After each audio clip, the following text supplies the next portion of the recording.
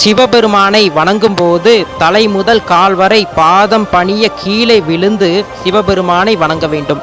அப்படி வணங்கும் பொழுது நம்முடைய உச்சந்தலை முதல் உள்ளங்கால் வரையில் இருக்கக்கூடிய எதிர்மறையான ஆற்றல் என்பது நம்மை விட்டு விலகும் என்பது நம்பிக்கை.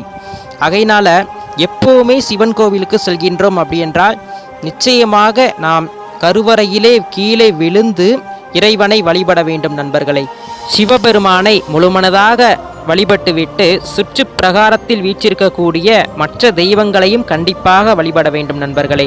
பொதுவாக எல்லா சிவன் கோவில்களிலும் பார்த்தீங்கன்னா முருகப்பெருமான் வள்ளி மற்றும் தெய்வானையுடன் அழகாக திருமண கோலத்தில் காட்சியளிப்பார். முருகன் என்றால் அழகு என்று சொல்வார்கள்.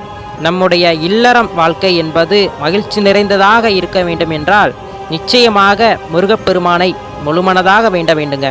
முருகனுக்கு சிறிது மாலை சாற்றி அவருக்கு நெய் தீபம் ஏற்றி வழிபட்டு வந்தோம்